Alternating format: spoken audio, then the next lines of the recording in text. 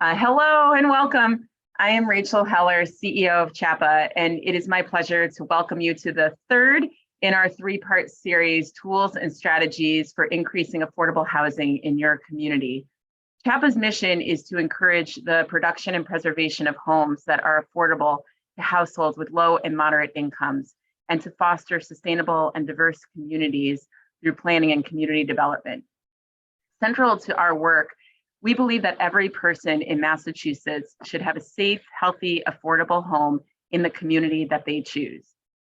We achieved this broad vision by advocating for opportunity, expanding access to housing, and developing the field. The Tools Conference is part of that developing the field, helping to provide trainings and ensure that people are up to date on the newest policies and how to implement them in your communities. Today, we are going to build on the earlier sessions that we had that covered 40B and the local initiative program and the essential collaboration between advocates and municipalities to advance local housing goals. We are going to take a deep dive today into what is the most significant change to zoning in Massachusetts in decades, and that is the passage of the Mbta multifamily zoning law. As you know, as you likely well know by now, this new law requires that 175 MBTA communities shall have at least one zoning district of reasonable size in which multifamily housing is permitted as of rights and meets other criteria that is set forth in the statute. I am incredibly proud of this new law. It's something that CHAPA has been advocating for years. Massachusetts has so many incredible policies and programs. We all know in the state, we are very fortunate to have our own state affordable housing law, Chapter 40B, our own state rental assistance programs, our own state public housing, state low-income housing tax credit, and multiple programs to help finance the production and preservation of affordable homes. Yet these tools can only produce new homes when it's allowed in our communities. And zoning is the tool that our communities have to determine what can and what cannot be built. And this translates into who can and who cannot live in our communities. This new tool keeps communities in the driver's seat as we create opportunities for people across income levels to find homes that they can afford in the communities that they choose. When we asked affordable housing developers what the biggest barrier was to producing more affordable homes, the answer was the need for multifamily zoning. We are thankful to everyone who advocated for this. We're thankful to the legislature for passing it. And we are thankful to the governor and the team, many of who you'll hear from today, who have worked so hard to turn this very brief statutory language into something that can be used to really advance our needs and meeting our needs in the state, and also something that communities can really understand how to implement. So we are honored today to welcome Undersecretary Jennifer Maddox, and she will introduce the Mbta multifamily zoning. Jennifer has been leading the DHCD team as this like brief statutory language. It's just about 2 paragraphs, was really developed into something very meaningful that will help Massachusetts meet our affordable housing needs and our overall housing needs. In describing the new law, Undersecretary Maddox, along with Secretary Keneally, noted, if Massachusetts is to remain a desirable place for individuals, families, and businesses, then we need to confront the housing crisis together. This law is not a housing production mandate. It is all about setting the table for more transit-oriented housing in the years and decades ahead, which is not just good housing policy, but also good climate and transportation policy too. Following Undersecretary Maddox, we will hear from DHCD's Chris Kletchman, Deputy Director of the Community Services Division, and Nate Carlucci, Mbta Communities Compliance Coordinator. You may have seen these two on multiple webinars over the last several weeks as they're really working hard to make sure people understand the new law and how to implement it in your communities. So Chris and Nate will present an overview of guidelines of the guideline implementation with the new zoning law. Chris and Nate will be followed by Tom Hopper, Director of Research and Analytics, and Matija, Jankovic, Senior Research Analyst, both of MHP's Center for Housing Data. Tom and Matija will be demonstrating Residencity, which is this new web-based tool that they've recently developed that will help all of our communities really envision what more homes and density can look like and how to plan use patterns. Before we welcome Undersecretary Maddox and the panels, here are a few housekeeping items. As you saw when you entered, we are recording this meeting, and the recording will be posted to the events page of the CHAPA website, and it will also be accompanied by the links, the recordings for the other sessions. Also, please be sure to mute your audio. Bios of our panelists will be posted in the chat. Presenters will try their best to answer questions that are posted in the chat at the end of each panel. However, any question that is specifically about your community and what you might do about a particular issue in your community and the new multifamily zoning law, that should be emailed to dhcd3a@mass.gov. We can put this in the chat repeatedly so that you have it readily available. Closed captioning is available for this meeting. Please check your toolbar to activate this feature. And finally, one of the things that we all love about conferences like this is that we have the opportunity to network. I hope the meeting feature instead of the webinar feature is helping a bit with that. I know it's not the same as being in the same room. So while we can't be in the same room this year, we do look forward to seeing you in person through hybrid trainings, through other events that we do. If you can come to the CHAPA dinner in a couple weeks on October 13th, it would be great to see you there. We will post links to our events page in the chat as well.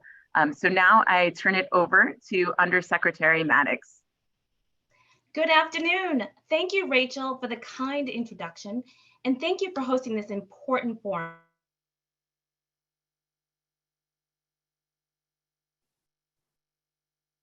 And discussion. Thank you for putting today's event together.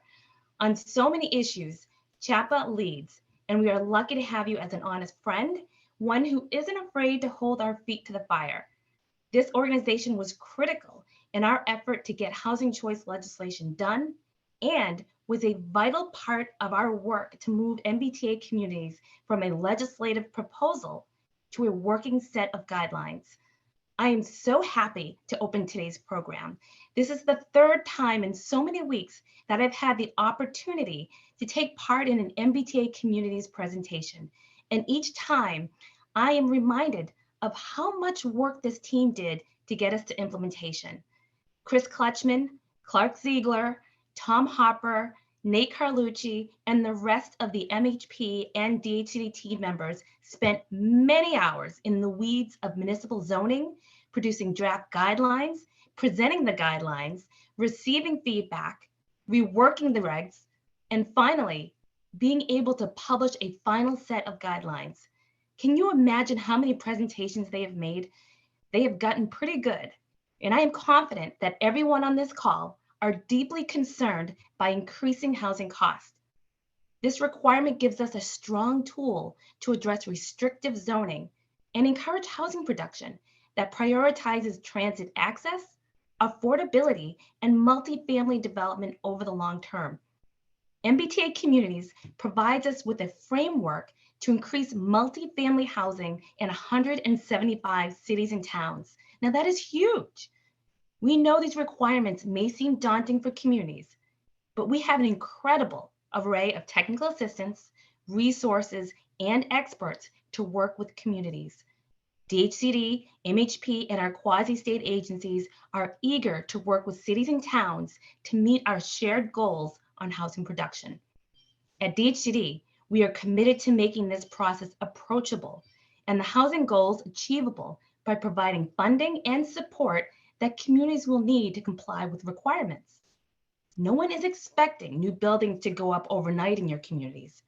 Our initial focus is to help you build capacity for development over the long term. But we also need every city and town to be part of the solution. And we are humbled by the positive responses we've received from planners, housing advocates, and local officials across the state, and deeply appreciate the feedback we received from across the state throughout the process. Again, I want to thank the team at DHCD and Mass Housing Partnership for their responsiveness, dedication, and flexibility in this massive undertaking. I'm happy to pass the mic to Chris Kletchman and Nate Carlucci, the real experts, to talk about the guidelines in more detail.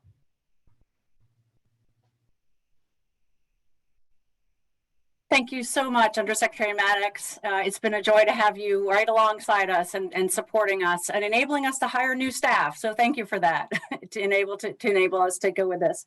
I think we're going to have a slide deck presentation. So if CHAPA folks can bring up the slide deck. I'm going to start, and then I'm going to pass it over to Nate, and Tom Hopper is also going to join us to talk a little bit about the compliance model. As far as I know, the slides are going to be available through CHAPA's website, so don't worry. I will say this is a relatively dense presentation, but you'll be able to hold the presentation yourself and look at it later. If we could just have the next slide, please. So we just want to start off by putting out some goals for what we hope that you're going to learn today, which is about the multifamily zoning partnership, as the Undersecretary said, which is the partnership with the state and municipalities to help us solve this crisis. We want to just give you a real overview of what the guidelines say. And we want to make sure that you leave knowing that this is about zoning capacity.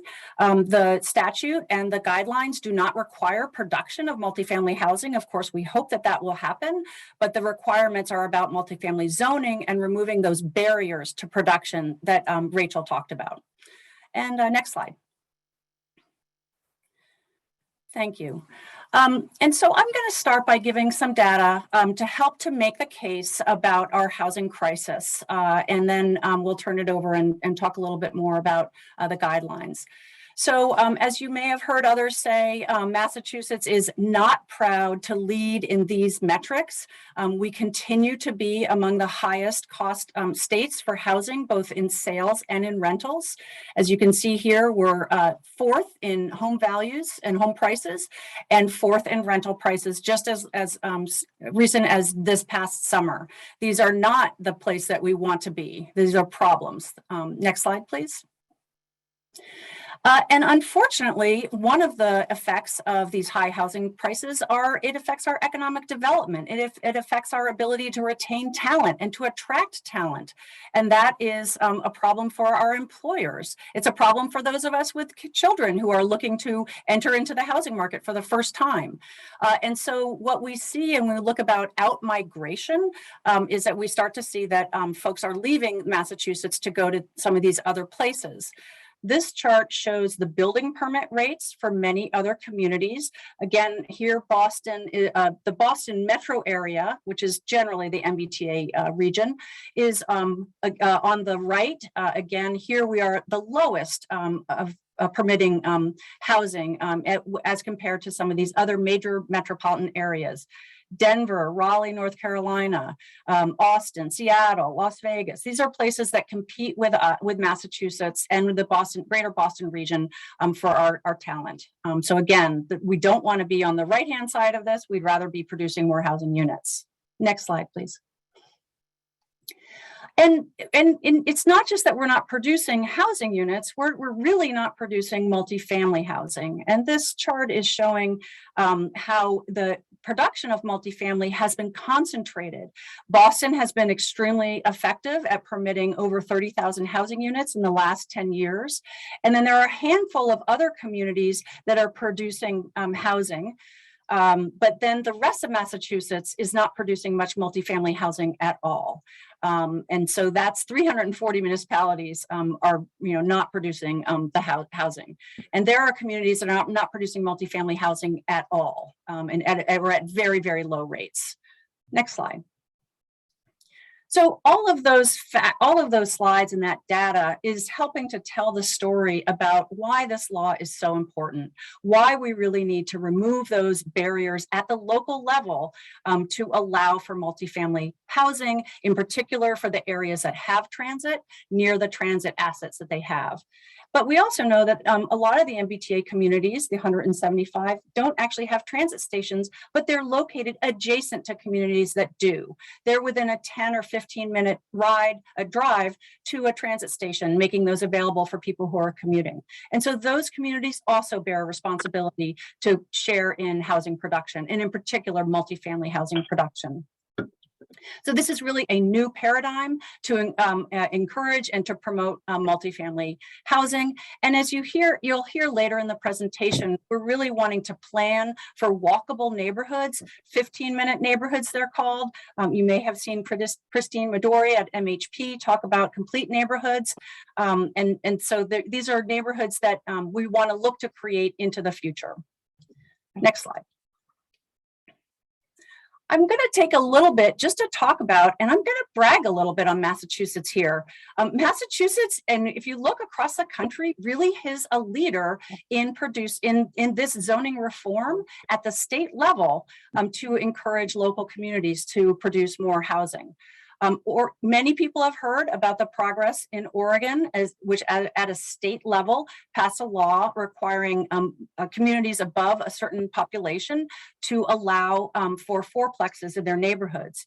Portland has had a process called the Residential Infill Project, where they're now allowing for more housing at a relatively low density, but throughout the entire city of Portland. Washington State, unfortunately, has had legislation, but it has stalled in their legislature. So some of these are just stories of other states that are trying to do their best, but have not been successful. Next slide. In California, there's recent news right out of California that the governor just signed a bill that allows for conversion of commercial areas into housing. And he also has they've passed statewide parking reforms to limit parking requirements at the local government level. Unfortunately, many people have heard about Minneapolis's comprehensive plan, which eliminated single-family zoning, but that's now held up in the courts. And nearby in Connecticut, there have been modest strides for new legislation that got rid of pretty bad language in their Zoning Enabling Act that talked about overcrowding and avoiding undue concentration of populations. They've gotten rid of that language and added some better language about preventing disparities. But so and this is a look that we took across the country at who's doing state zoning reform, and Massachusetts really is a leader in this area. Next slide. So now I'm going to shift just to talk a little bit about the guidelines and ground us in the schedule that the Undersecretary talked a little bit about. So back on January 14th, 2021, the governor signed the bill that added Section 3A to Chapter 40A. The DHCD came out about 2 weeks later with our first guidance that said, hey, until we produce guidelines, people are okay and in compliance with the law. And then in December, we issued our draft guidelines. And as the Undersecretary mentioned, we heard from lots of people in that over 90-day process. And by March 31st, that was the end of that public comment period. We had 24 webinars. If I was counting, it was 24 webinars. We had almost 400 comments, 90 letters from municipalities, many letters and comments from individuals, as well as organizations such as CHAPA. And overall, policy advocates and the development community thought we had a pretty good framework. But we also heard from municipalities about on-the-ground issues and constraints that they face based on where right-of-way is located and other environmental constraints. And we heard from small communities. And so we made changes. And in August of this year, last month, we issued our final guidelines. And then just to preview, we have more information coming, which you'll hear about in a little bit, which is that the compliance model will be available in November, and that's when we'll open up the district compliance application. Next slide. I'm pleased to turn the presentation over now to my colleague, Nate Carlucci, who's going to walk you through just a couple of zoning basics to make sure we're all on the same footing. Thanks, Chris. Good afternoon, everyone. It's great to see so many people are here and interested in learning about kind of a deeper dive into our Section 3A program. Before getting directly into the guidelines, we are just going to cover a couple very, very high-level basics about the concept of zoning so that everybody has an idea of why the Section 3A program is sort of configured the way that it is and how it will operate.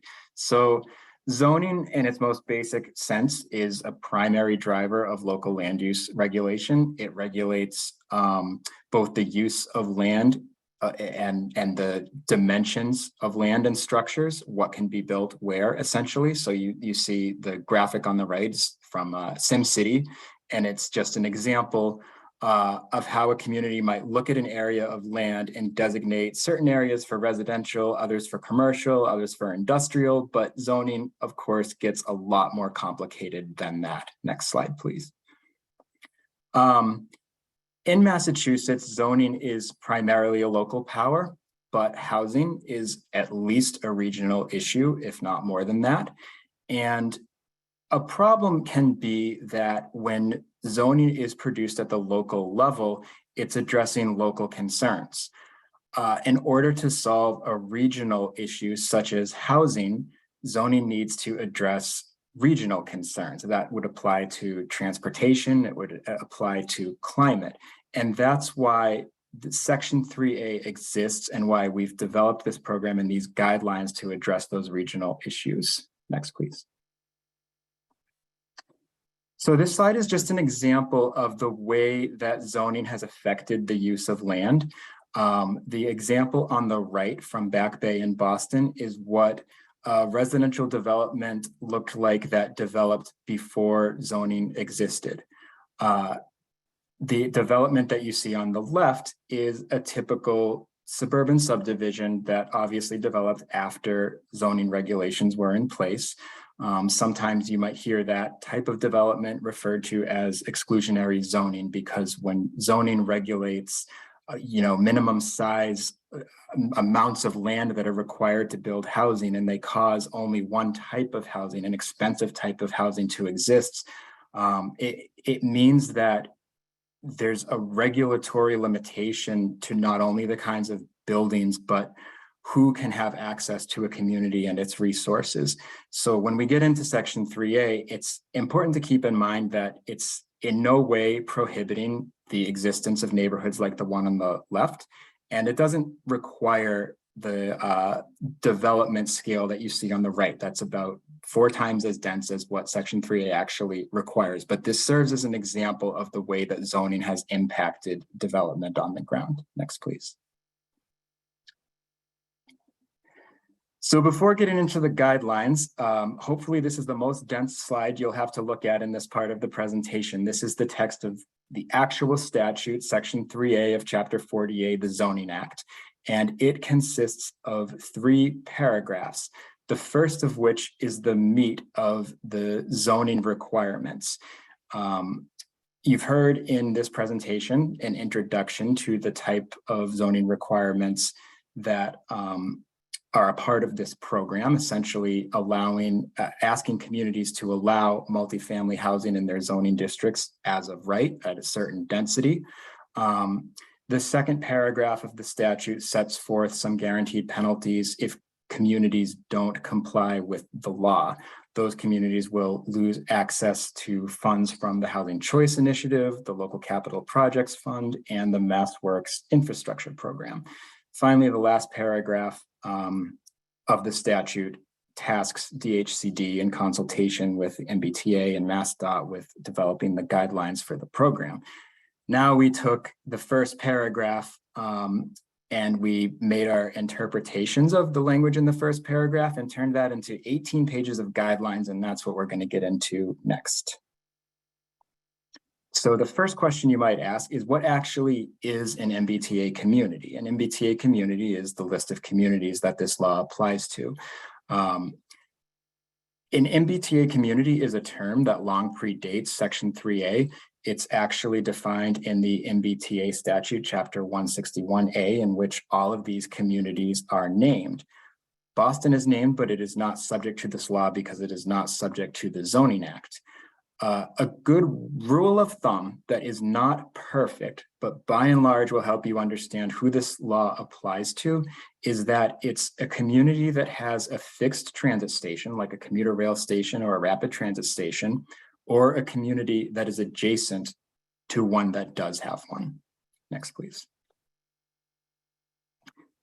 So applying this law to 175 very different communities is difficult.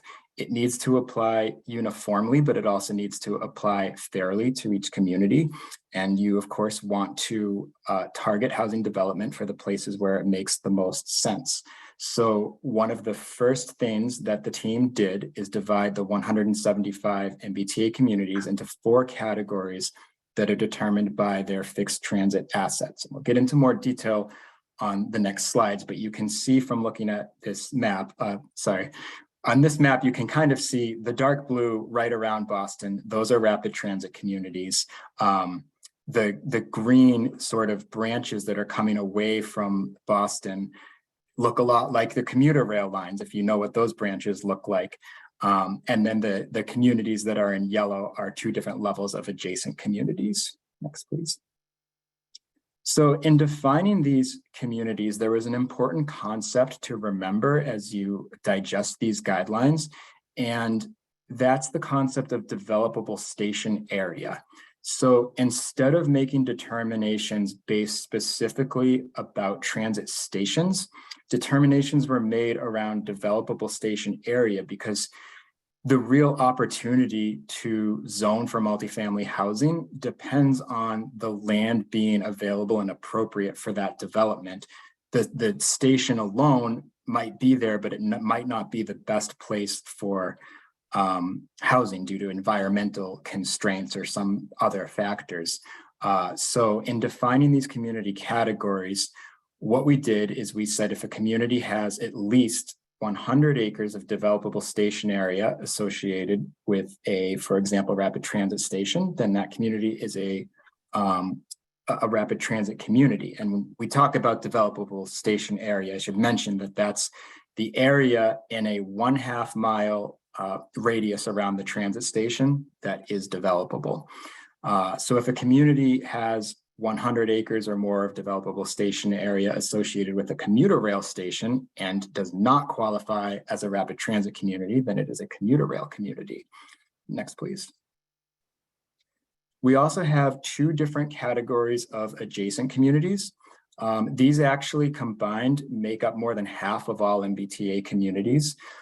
These categories are subject to different and lesser requirements than what the commuter rail and rapid transit communities have.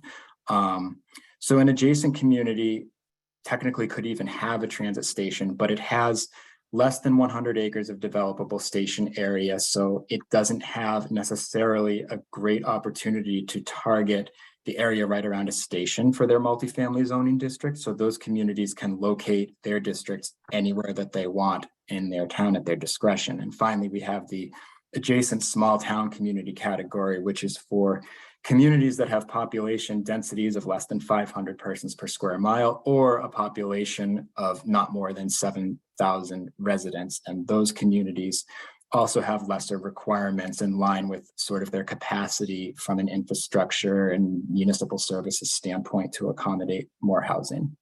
Next, please. So this table is intended to give you an idea of how different requirements were structured for each of the community categories. We're going to get into the reasonable size requirements of every communities. In most cases, we have a land area of 50 acres. We'll get into more detail about that on the following slides, but we have a land area and we also within those districts have a unit capacity, which means the number of multifamily housing units that are required to be zoned for. And there's a formula that determines a municipal unit capacity. It's the existing housing stock multiplied by the percentage factors that you see on this table for each of the categories: 25% for rapid transit, 15 for commuter rail, 10 for adjacent, and 5 for adjacent small town. And we'll get into more detail about how we adjusted those requirements to really apply fairly to every community. Next, please. So this is on the left, you have a graphic that'll help you visualize what 50 acres looks like. And of course, that's Boston Common. It's Boston Common without the public garden. when you think about 50 acres, what you're thinking about is a land area that's sufficient for planning at a neighborhood scale. This program's not about developing single individual sites. It's about developing cohesive neighborhoods where this multifamily housing is going to be developed. 50 acres also happens to represent about 1/10 of the station area around a transit station. 1/2 of that 1/10 of that 1/2 mile radius, which our team felt like was a reasonable percentage of that area in which to have this type of a zoning district. But there are adjustments for local conditions. For example, some communities have really small amounts of total land area within them. So we have a land area cap of 1.5% of the developable land in a municipality. The reason for that being that 50 acres can be a lot more impactful in a community that is 4 square miles, for example, than one that is 30 square miles. There is no minimum land area requirement for the adjacent small town category. The reason for that is because in order to require them to zone an appropriate number of multifamily housing units at the density that the statute requires, which is 15 units per acre, the 50 acre minimum land requirement would have given them a unit capacity that was higher than our intent. Finally, no community has a unit capacity requirement of more than 25% of their housing stock. The reason for that is that 25% was the factor that we used for rapid transit, and we felt that it was only fair to put that upper limit in place for every community. Next, please. So now we're going to get into the district location requirements, and those are really different in every community. District location requirements only apply to the rapid transit and commuter rail community categories. And additionally, the amount of a district that needs to be within a developable station area, it depends upon the total acreage that a community has available to zone. So we're using Arlington as an example here. You can see on the map on the right that there's a dark green area in the southeast corner of Arlington, and that dark green is representing the station area from Alewife. Now, a lot of that is protected open space. It's not a very large size overall, and it actually amounts to only 58 acres. That caused Arlington to be categorized as an adjacent community. It also means that they don't have a location requirement. Next. We can contrast that with Needham, which has 4 commuter rail stations and over 1,000 acres of developable station area. So there's this scale that you see on the left side of this slide that says how much of a district needs to be located in a transit station area based on the total acres of developable station area in a community. So the highest threshold there is 801 acres. Needham has more than 801 acres of developable station area, therefore it needs to locate at least 90% of its district in that station area. And I should note, when we talk about that minimum of 90%, that applies to Needham's minimum district size of 50 acres and its minimum unit capacity. So 90% of its minimum district size and 90% of the total number of units allowed as of right in the district need to be located in those transit station areas. Next. So we should take a second to talk about what multifamily housing actually is. In this statute, it's defined in Chapter 40A, Section 1A.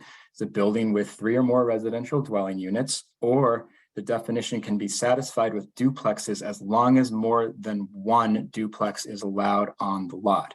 So we'll get into density a little bit next, but before we get to that, as we're talking about the definition of multifamily housing, this graphic that you may have seen before and may recognize really showcases the type of housing that is required to be allowed under Section 3A. It's often referred to as missing middle housing. But on the left side of the slide, you see detached single-family houses, and on the right, you see a mid-rise development. But it's everything in between that is really in the ballpark of the zoning metrics that are required under Section 3A. Next, please. So in measuring density, the statute requires a gross density of 15 units an acre. And many people are much more accustomed to working with net density. Zoning is really most frequently using net density to set forth its density requirements. But the measurements of the two can be very different. Gross density is measuring at a neighborhood scale, so it takes into account other spaces besides the lots that the buildings exist on. It's taking into account things like road, right-of-ways, and open space. So if you look at the example on the right, you can see a relatively high density development where a bunch of buildings are close together on very small lots. And you can imagine that the net density, basically the units per acre that you would calculate if you only looked at the lots would be significantly higher than the density that you would calculate if you looked at that whole area of land. And I think it's a really important part of the statute in this program, because when you use gross density, it really encourages you to plan at a neighborhood scale rather than at the scale of individual developments. Next, please.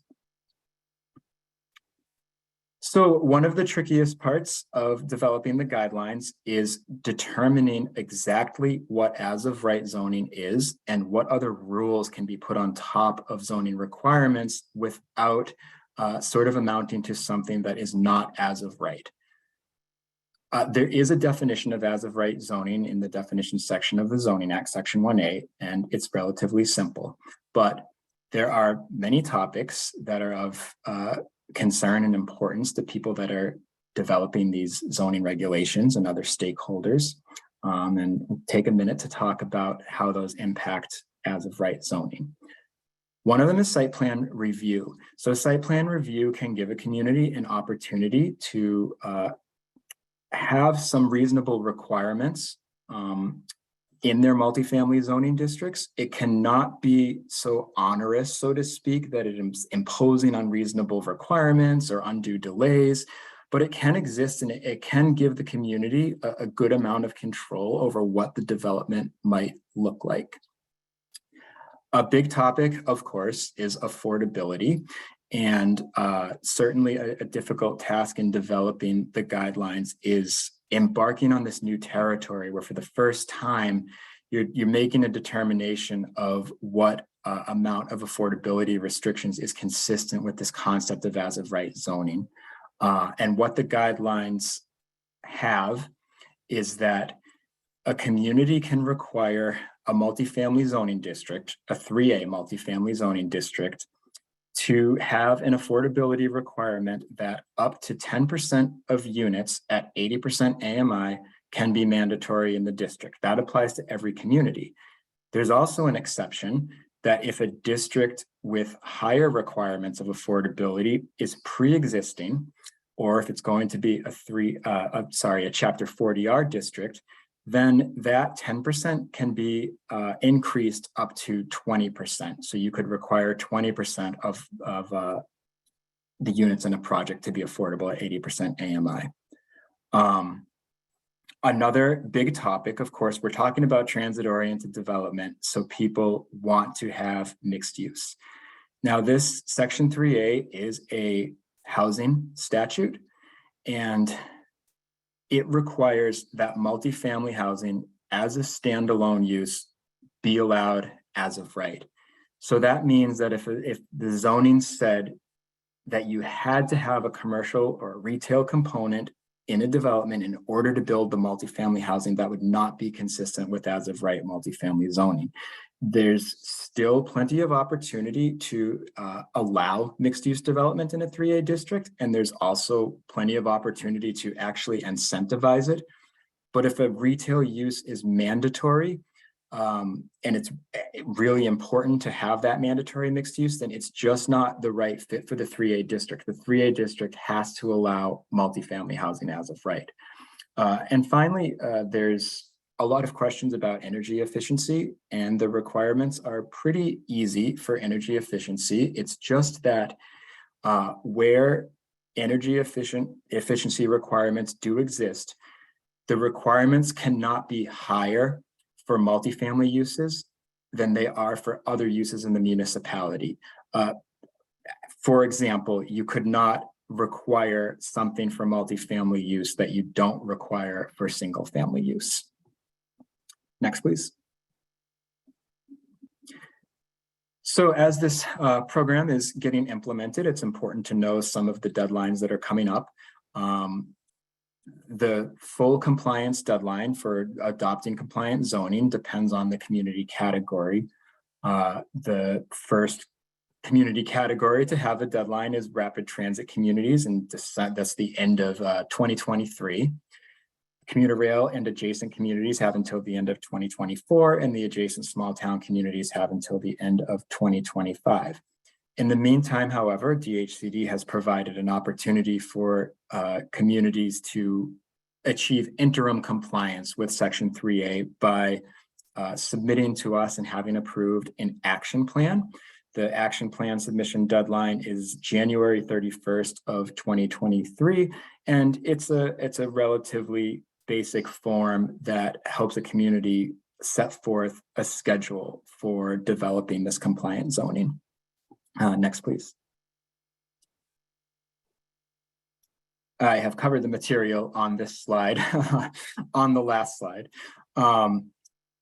So in recognition of the challenge of sort of measuring all of these zoning metrics that are required for compliance under Section 3A, we, in collaboration with some folks you're going to hear from a lot more today here, have developed this tool that we refer to as the compliance model. The compliance model is a tool available to communities that will also be available for anybody to download from our MBTA communities webpage. And to kind of go over the compliance model and how it functions, I'm going to introduce Tom Hopper from Mass Housing Partnership. And Tom has, along with his colleagues and Matija, who's here today, has really spearheaded the development of this great model that's such an important tool to implementing this program. Actually, if you don't mind, before we turn to Tom and Matija, if we could just take we have a few questions that have come up in the chat. While we don't have time to get to all of them, I will ask a couple, and then we will make sure that we collect all of these questions and pass them along to DHCD so that it can help with further development of policies, or just even putting out frequently asked questions and helping people to understand on a larger scale. So Chris and Nate, one question is about unit capacity. Is it calculated by year-round housing units or total housing units? Go ahead, Nate. So the unit capacity is a zoning measure. It's kind of agnostic towards what development exists now, might exist in the future, what somebody might plan. It's just measuring the number of multifamily housing units that are allowed to be built as of right. If the zoning itself had a restriction that tried to regulate the year-round use, that would probably not be consistent with as of right zoning. But to answer the question directly, it's just measuring the zoning capacity. I think the question is really about the data source, and then just to be explicit, we use the 2020 public law data that's out for redistricting as the baseline. It's not, we don't have year-round housing units yet from the U.S. Census. The U.S. Census is well behind its anticipated delivery of that, so we are using the 2020 redistricting data as the housing units. Because we don't, because the MBTA communities does not include a lot of the Cape and other recreational places where there are a lot of second homes, we're pretty comfortable with this, but that's honestly the only data that is available to us.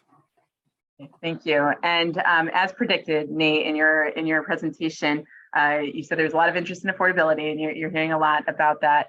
We have a few questions related to inclusionary zoning and affordability. One, I think, just to give some a response to what can be required and what can actually happen. So we hear a lot, there can only be 20% affordability in this development. So just explaining first what a town can require, but what a developer might do. So for instance, it might be required that 20% be affordable, but a developer might actually be able to do something that is mixed income and higher percentage affordability. So there's a lot of questions we get. We have some in the chat about what can actually happen. The other one is about the depth of affordability. So if communities have policies in place and they've allowed deeper affordability below 80% of the area median income, will there be some flexibility for that? Would it require density bonuses or being able to do some sort of market analysis that shows that that it won't prevent development? Well, Rachel, thank you so much for summarizing those questions. And I think Nate went over pretty explicitly what's in the guidelines now. You're right, we have been hearing this from a variety of communities. As Nate reflected, we had the burden of trying to develop guidelines that did not add too much to that as of right zoning description. So we're really trying to thread the needle here to allow for some inclusionary zoning, but not at a depth that would be economically infeasible. So I think what I can say now is that we have heard really specifically from communities, and we are thinking about the comments that we've gotten back. But right now, the guidelines are pretty specific. There's the 10% of the units at 80% is allowed, and then there are a couple exceptions. But again, we've heard from communities that this doesn't really match what they have, and so we're thinking about those comments. Thank you. And then the earlier question, I mean, I've asked it very well. We've had people ask, okay, so a community has inclusionary zoning. Does that mean I can't do a low-income housing tax credit development? So it's an understanding of what a community can require, but what can actually be built. So I don't know if you want to explain that from a much more technical perspective than I do. Sure. I think much as Nate talked about the mandatory mixed use zoning, and so this is really kind of in the weeds of zoning, and it does get to what can a community require in the zoning. So you could not require somebody to come in and build first floor commercial, for example, but you can allow it. You also might provide incentives to somebody who's coming in that says, if you provide, not that you have to provide, but if you did provide that first floor commercial, then you could do maybe more density. And that same provision really applies to affordability as I read the guidelines. You cannot require something, but if you have some incentives, you may be able to, well, go above and beyond those limitations. Great, thank you. And the last question, and then we will return to question and answer at the end, is how are parks or green space counted in terms of being developable? So that's probably a topic that's covered a little bit in the compliance model when we get to that. But essentially, if a property is publicly owned or if it's protected open space, it is not going to count towards the district size or unit capacity. Great, thank you. So that is a very good segue to Tom's and Matija's presentation. I'll turn it over. Thank you. Thank you, Rachel. And actually, we've just got a few more slides on the DHCD deck here that we're going to go through. So I'm going to talk a little bit about the compliance model that Nate had introduced. And I'm going to start with a little bit about the purpose and the function of the compliance model. So there are a few quantitative requirements in the law, including multifamily unit capacity and gross density, which Nate has mentioned. And so the compliance model ensures that there's a standard way of evaluating and estimating the zoning districts on those metrics. The compliance model will be a required component of a district compliance application. So it's really important that the model be in a format that's workable by most local planners. So while there is some limited mapping that towns will need to do, most of the compliance model is in an Excel workbook.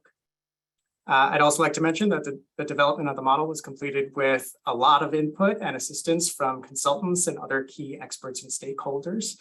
And just a few more key points. The compliance model was developed to create a reasonable estimate of unit capacity, and it's not as rigorous as, say, a build-out analysis. So therefore, while the outputs from the model will provide a good estimate and certainly good enough to verify compliance, it will not provide an absolute measure of development potential. And lastly, there will be technical assistance available through MHP and others for municipalities seeking support as they use the model. Next slide, please. So what's in the compliance model? First, every municipality will be provided with a geospatial database that will be used to identify the boundaries of the district being modeled and collect information about the parcels that fall within it.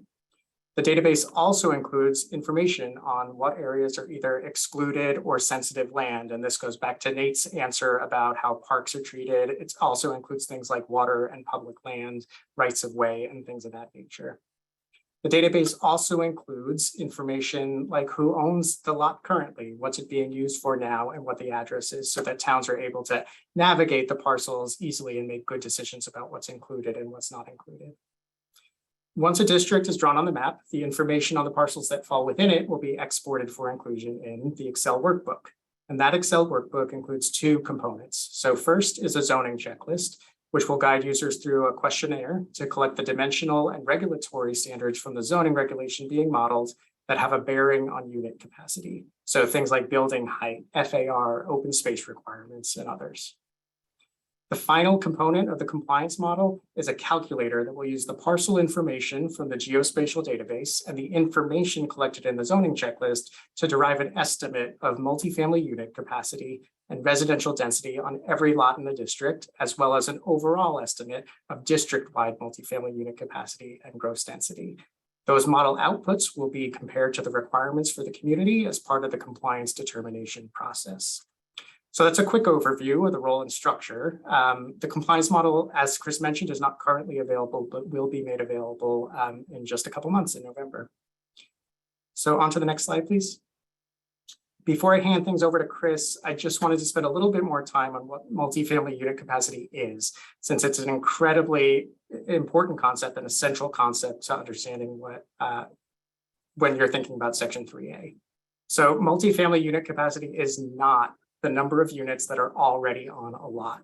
Unit capacity is a measurement of the maximum number of multifamily units that your zoning regulations would allow as of right.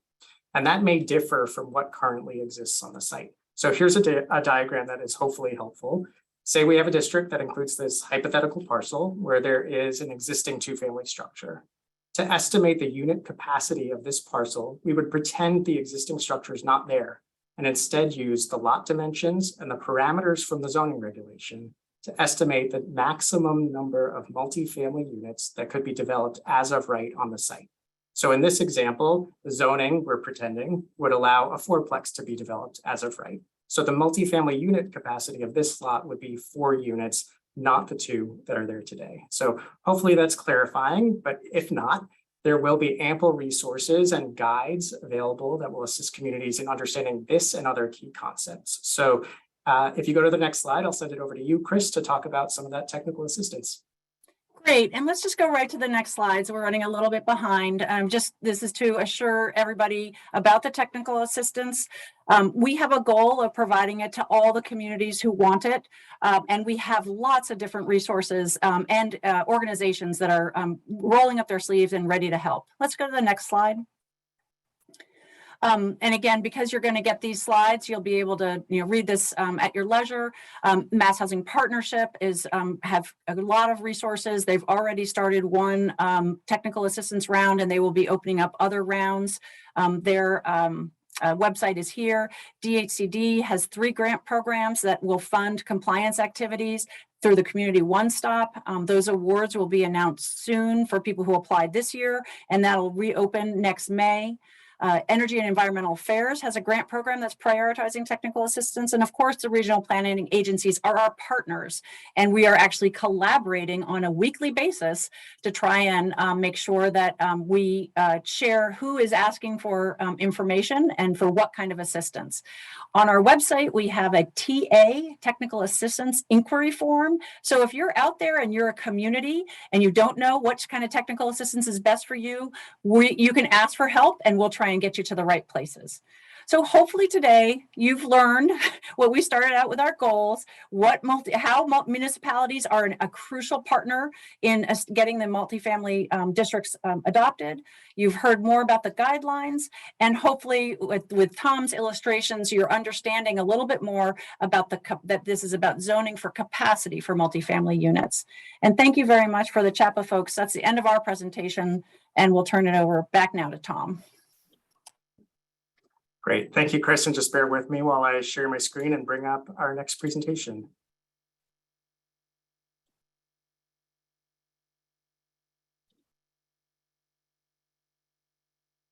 Great. So hello again, everybody. Matija and I are here to talk about neighborhood density. How should we think about density? How can we measure density? And how can we use density as a tool to create the kinds of neighborhoods that we want to see in our communities? We'll also be doing a demonstration of a new website we're launching in the coming weeks called Residensity, which is a tool for exploring, measuring, and exporting data about residential density all across Massachusetts. So we'll get to that in just a little bit, but first I wanted to spend a few minutes talking about the word density. Density can be a really polarizing term, and focus groups from folks like our friends at CHAPA have shown that many people have an aversion to even the word density. So we've really leaned into that on this slide, and we've selected some images of extreme development density from around the world. And I think the word density evokes this kind of extreme visual for a whole lot of people.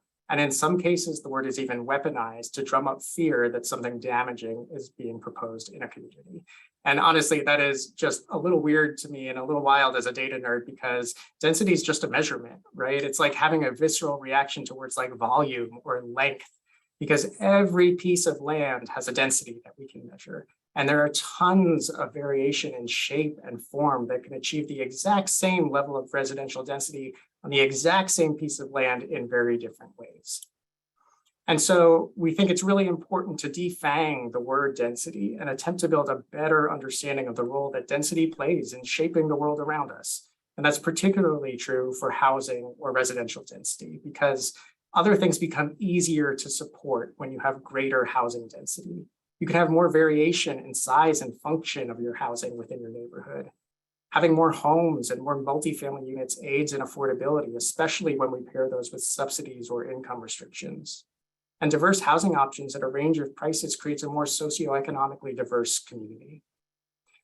We also know that if we want to have a vibrant village center or a main street or a bustling urban downtown, that housing density helps us create those more successfully. The more people who live, work, and otherwise visit an area, the more great stuff that we can make work in that location. And finally, the fact that we have underutilized space that is served by transit is a huge missed opportunity for both transit and housing outcomes. These are locations where new housing development is most likely to contribute to better transit outcomes. Another reason why we think we need to rebuild our relationship with density is that most of us have a really poor visual understanding of what different levels of density look like, me included, to be fully transparent. But there are some great websites that are trying to build literacy around visualizing density. And these two examples come from The Urbanist. Here on the left, we have a single family neighborhood with some pretty large homes, but on modest lots. And that gets this neighborhood, all with single family housing, to a density of 6 units per acre. Here on the right, to contrast that, is an example of a compact set of buildings, but only 2 stories that contain live workspaces. And this is achieving a density of 44 homes per acre. And both of these are from the Seattle region. So while examples like that are of course helpful in helping us visualize density, we think there are a few reasons why we should have a more user-friendly, comprehensive way to measure and evaluate density anywhere we want. If we want to understand density and how it shapes different neighborhoods across the state, we need to be able to measure and evaluate that density, not just at one location, but on the neighborhood level and using a consistent set of metrics. We also have planning needs. If we want to be able to take stock of existing conditions and explore how we can target a certain level of density, such as the levels required for MBTA communities, we need a tool to be able to do that. And if people have this visceral reaction to the word density or a certain level of density, we need a tool to show them that we already have residential density in every community in the state in some way, shape, or form. And in many cases, we love our denser neighborhoods. These are our village centers, our main streets, and other great neighborhoods that are in our backyard and that we visit all the time. And finally, where are there missed opportunities? Where can we, as folks working on housing issues, highlight potential for development that works in concert with our planning goals, especially relative to transit, climate, and racial equity? Which places could be even better if we use density as a tool to drive those outcomes? So for all those reasons, we've built our brand new site, Residensity. So here's a look at a screenshot of our development site, and you can see it's an interactive map. And what you're seeing is these individual parcels color-coded by their residential densities. You can see how density is clustered. You can see how those density patterns change and how those changes correspond with real-world variations in the built form. But before we jump into a demo of the site, I just want to touch on a few of the features we've built into the site. So first, we want visitors to be able to measure residential density anywhere in the state that they want. And to enable that, we've estimated number of units and residential density for every single parcel in the state, all 2.25 million of them. Next, visitors to the site can draw any district they want on the fly and get aggregate statistics for that district. So in the example here on the left, I drew a district around my own neighborhood in Dorchester. We also know that visitors will want to use the data outside of the site. So we allow you to download the parcel and district level data in both tabular form as a CSV or in geospatial form for those of you who would like to work with it in GIS. And lastly, this is less of a feature and more of a timing thing, but we really wanted to launch something at this particular point because there are 175 communities in Massachusetts that are about to figure out their path towards compliance with the new multifamily zoning requirement. And we really hope that Residensity can play a role in that. So Matija is about to take us away on a demonstration of the site, but just one small caveat from me before we jump in. We'll be showing you a demo site. It's not yet ready for full release since we're still working out a few things, a few site enhancements that'll improve user experience and site performance. So we appreciate your understanding of the draft form. So enough talking from me. I'm going to kick things over to Matija for the fun part. Let's head to the site demo. Awesome. Thank you so much, Tom. And just want to check, can everyone see my screen? Great. Awesome. So I'm going to go ahead and give us a quick overview of how to use our site Residensity. When you open up the site, first thing you see is you're greeted with this nice splash page that gives you a bit of information about how to use the site and some basic information on how to get started. If we click here, we just enter here. This takes us to the main view where we can see this map of all 351 municipalities in Massachusetts. And this map is colored with a gradient based on their community-wide level of density. This helps sort of orient us and give us a sense of some of the regional density patterns we see across the state. So we see Greater Boston, Worcester, Greater Springfield, and so on. To explore our data further, we can simply zoom in into the map just using our mouse, but or you can just put an address into the search bar here and it'll take you straight there. But before we do that, I'm just going to run through a couple of the tools we have in the sidebar. So first over here, we have a legend tool. This legend is adaptive and interactive, so it'll show you actually what's on the map right now. So for instance, if I zoom in a bit further and we see, the transit network, the commuter lines and the stations, that'll all pop up in the legend too. If you want to go back to the default extent, you can just click this home and it takes you back there. There's a layer list tool that lets you select and deselect different layers, and this is just to give a few more options to users when they're exploring data in the site. The third tool we're going to skip over and come back to it. That's our district analysis tool. Fourth is a base map gallery. You can switch the base map behind the map. So for instance, I can select this imagery base map and it gives me aerial imagery, and it kind of helps us actually see what's on the ground compared to sort of a more abstracted base map. And the last piece that I just want to show before we demo the data is we have this informational tab that just has some additional instructions on how to use different elements of the site. So with that, I'm just going to go ahead and zoom into the map and show you what it looks like when you start using the tool.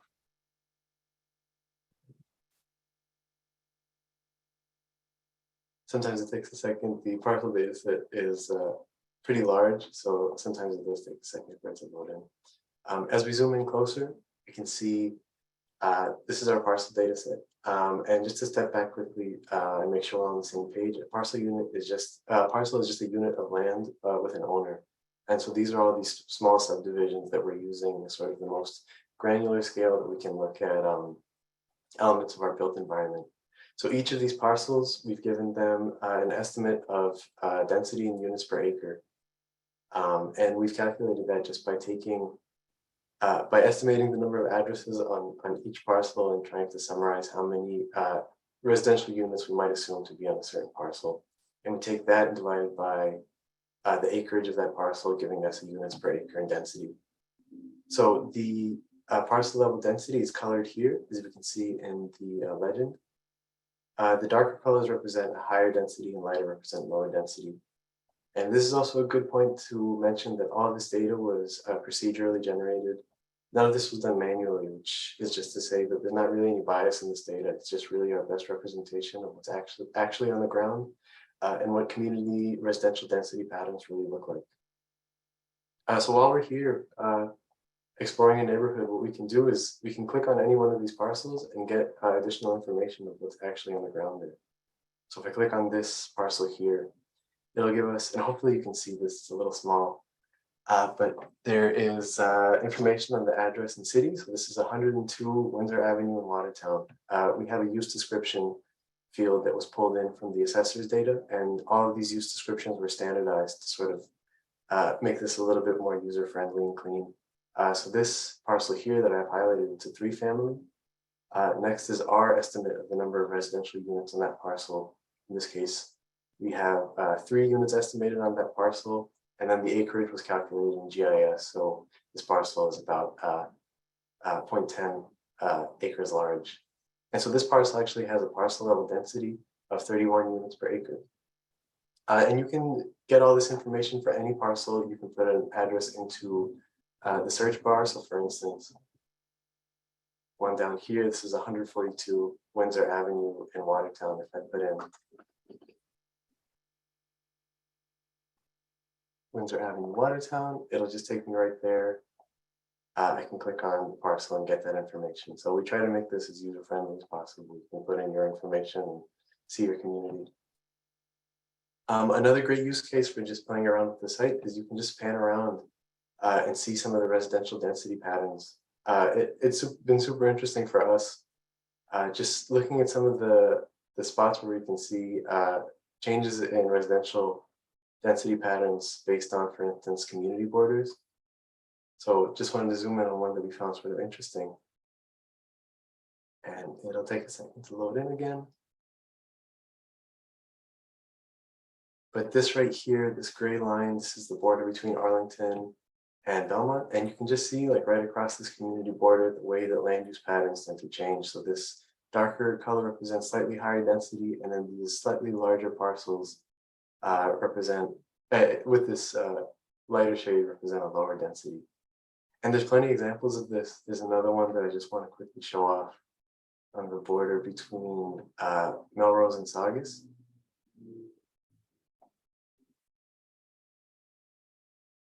And just again, because the parcel data set is relatively large, it's over 2 million parcels. It does take a little bit to load in, but once we zoom in, it does move pretty well. So again, this is the border. On this side, we have Melrose, and over here we have Saugus.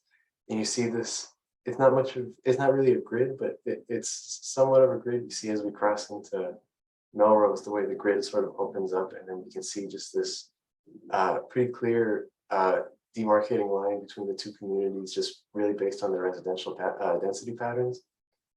And so it's just something we found interesting, like zooming around and seeing some of these differences across communities, and just seeing some specific places where density patterns change. So I'm just going to go ahead and go back to Watertown and show off one last feature of our site. And zooming back in. I'm just going to give it a second to load. So as I mentioned earlier, there's this district analysis tool that we spent a bit of time working on. And so this district analysis tool is a custom-made tool that we had developed just for this site to work with our parcel density data set. What it does is it allows users to draw out districts anywhere on the map, and it'll aggregate the statistics. It'll tell you how many housing units are in your district and give you an estimate of district-wide density in the district you draw. So I'm just going to demo that really quickly here in Watertown. And the way it works is you just draw your district, you do your best to capture all the parcels you want to see in a specific district. And it's a pretty quick process. You double click to finish it. And now I've drawn a district here. To get some information on the district, we just click on it here in this interface over here under districts. And what it'll tell us is in this district, we have an estimated 374 units in a district area of about 34 acres. And then that gives us a district-wide density of about 10.88 units per acre, just dividing this total units by the size of the district that we drew. It's also really easy to compare districts using our tool. So I'm just going to draw another one here.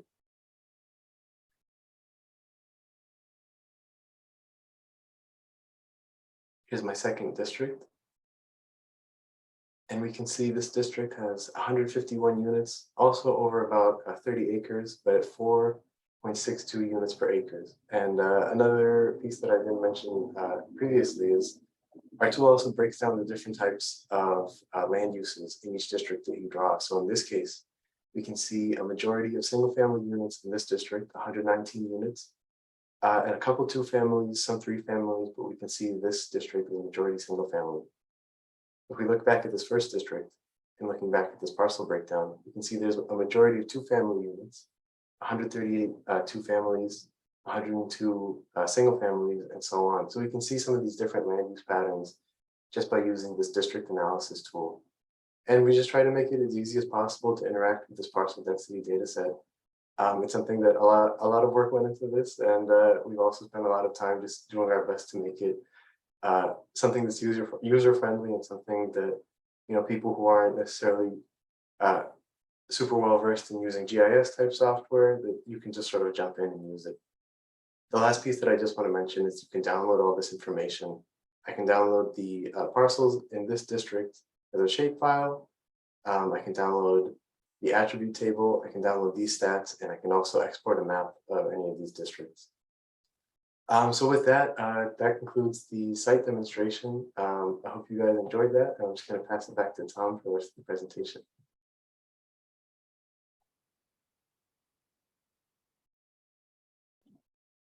Thank you so much, Matija. I know we're short on time, but I did want to go briefly through a few examples of how our team is already using residensity to get a better sense of how density patterns are shaping neighborhoods around the Commonwealth. So our first example is a village center in Spencer, Massachusetts. We've got a small town center here with small multifamily properties that we're seeing here and a mix of uses, giving a sense of real centrality here on the map. You can see with diminishing levels of residential density as you move away from that core. And one of the things that we think is a really great use case is to take some of these maps and these tables and pair them with photos so that you're looking at what they look like on a map, looking at the data, but then also fleshing out your understanding by actually experiencing, at least through photos, what that looks like on the ground. And so when we pair our residence data with these photos, you can see how that density feels. Spencer's town center is 4.6 units per acre overall. We're seeing a mix of units, some mid-sized to large multifamily. We're seeing some feathering back from the main street into some smaller multifamily, and we've even got some single family in the mix. A second example is a Main Street corridor. We've chosen Mass Ave in Arlington. We can see higher density mixed use and multifamily properties on our map here on this section of the road. And we can see a lot of 2-family, a lot of smaller multifamily on these kind of uniform but small lots, and that's keeping the density level high. This neighborhood in Arlington is almost 17 units per acre. And you can see that in the images as well. Here's the aerial shot of Mass Ave highlighted in yellow. You can see those larger structures along the main street, and you can see those pitched roofs of those smaller multifamilies on those connecting streets. And the last example is an urban center. We've chosen Chelsea's Bellingham Square, where there's a really, really wide range of housing types that are present, from single family homes to larger apartment buildings, but also room for ample infrastructure. We've got the Silver Line here, the commuter rail, and even a highway going through the neighborhood. And we've also got non-residential uses, municipal buildings, parks, and commercial areas. And even with all of that stuff, we're getting to a residential density in this neighborhood of over 27 units per acre. When we look at the photos, we can see that that higher level of density is not just is not achieved through uniformity, right? We're achieving that density through diversity and variation. We've got smaller scale housing and lower densities leading up to higher densities in some of these main corridors and small centers. So those are some examples of how our team is already planning to use residency to explore housing conditions across the state, but we're actually more excited about what you all are going to do with the information on the site. And we think that everyone can find something useful with residency. So members of the public, literally anyone who wants to learn more about their neighborhood or any neighborhood, or wants to compare one neighborhood to another like Matija did earlier. We've had just like a ton of fun panning around the map and getting a better sense of our housing development patterns.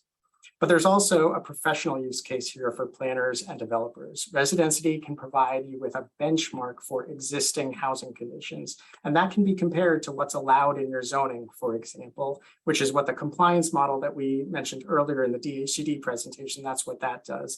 But this can allow you to compare what you have versus where you might be able to go. And as we mentioned before, we also just think that this is a good planning tool for MBTA communities to start understanding where they already have existing density. We also hope that researchers and academics use our site and our data set as an input to answer big policy questions, such as the relationship between residential density and socioeconomic diversity, or to conduct a proximity analysis, or just how many homes are within a half mile of a particular train station or a farmer's market or a grocery store. And for that reason, we are making the entire data set available to researchers upon request. So I'll now turn to Matija, who will talk about next steps and when we're launching the site. Awesome. So as we mentioned, residency is still in development, but we're getting really close to our official release. So in the meantime, we're actually looking for people interested in becoming beta testers for the site. And we're just super excited to get the site into people's hands, and we're eager to get some feedback and first impressions from new users. So if you are interested, there's a short Google form here you can fill to give us your contact information. And as soon as we're ready to share a beta site, we'll send you a link in a couple of weeks.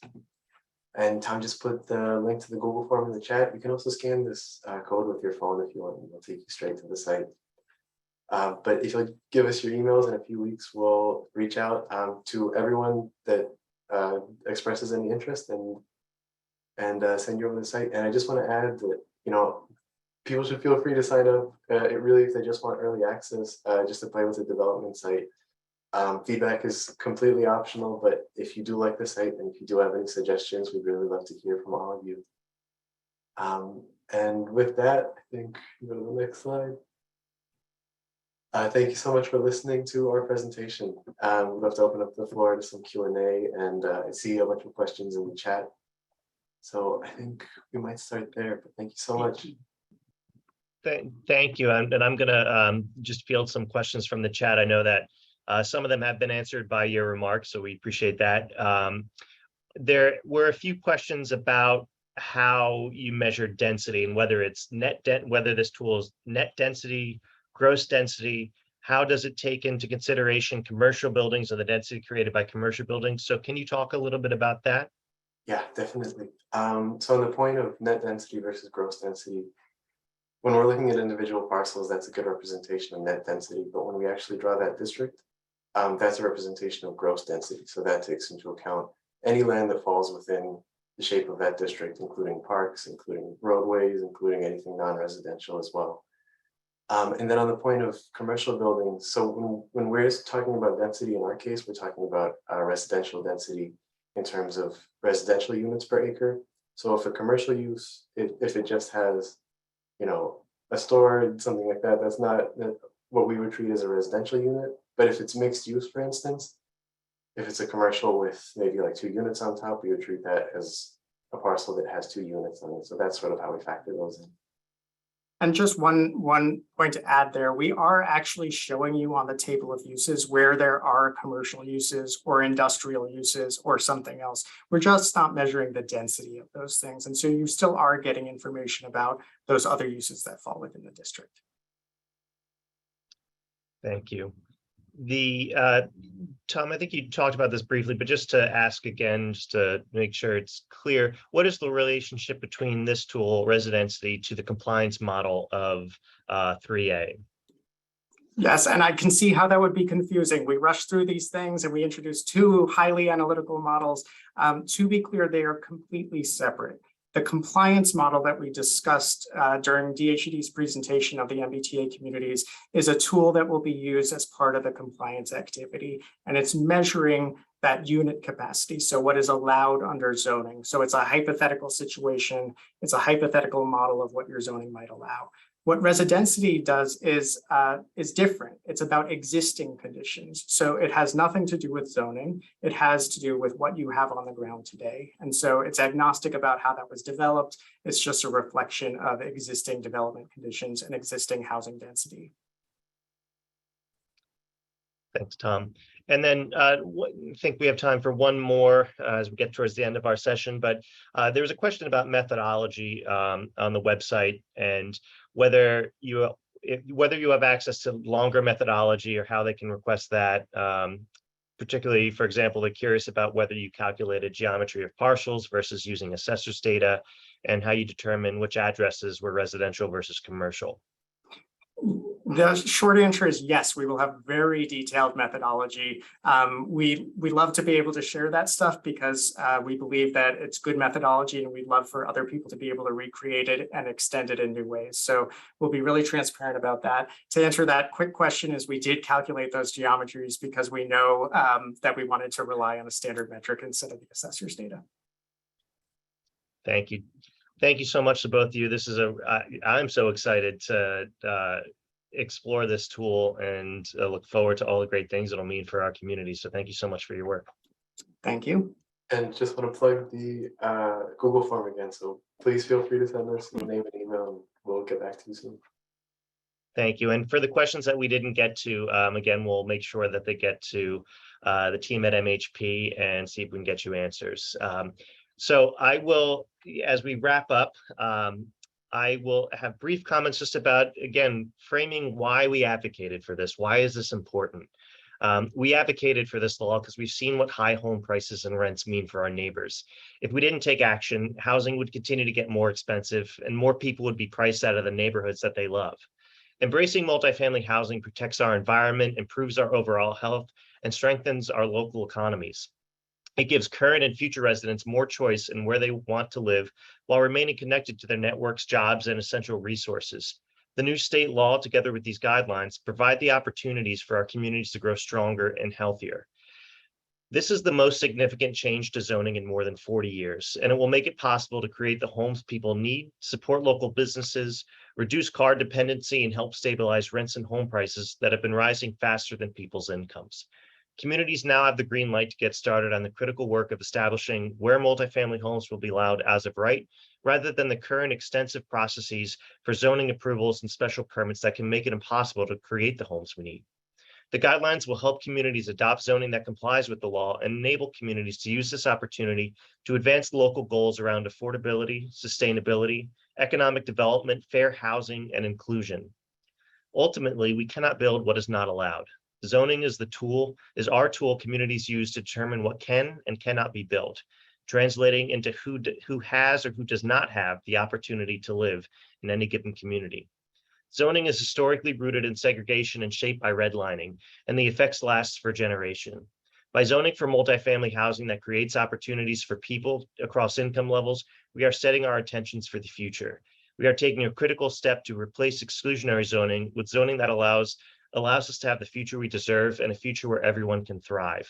We were so excited to have the opportunity to work on this law from the beginning until its passing, and now working to implement it and appreciate all the support of not only those at DHCD, at MHP, but in all of the communities that have already changed the conversation around housing, moving from communities that have never once said, let's do more housing here, to communities now saying, what can we do to implement this law?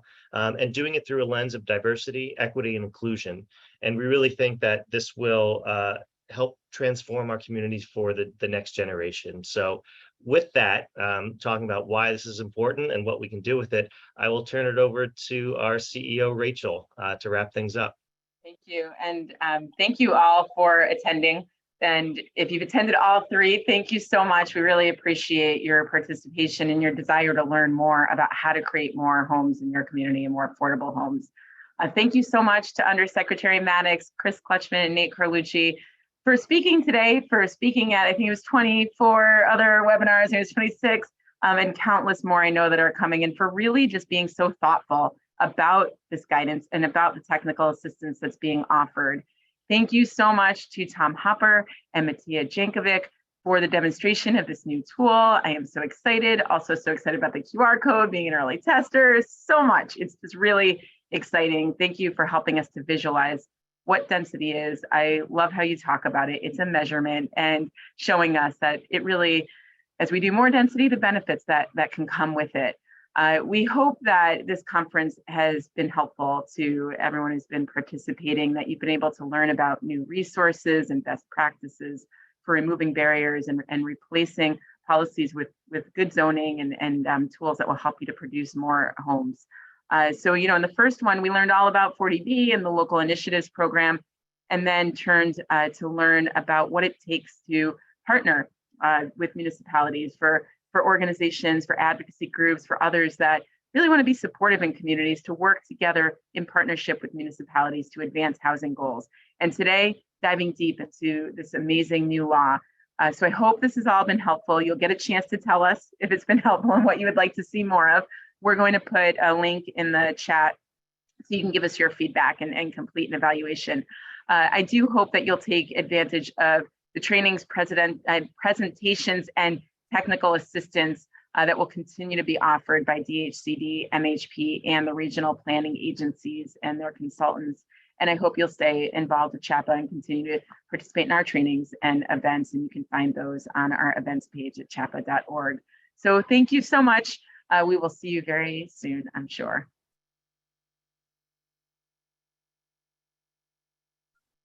Bye, everyone.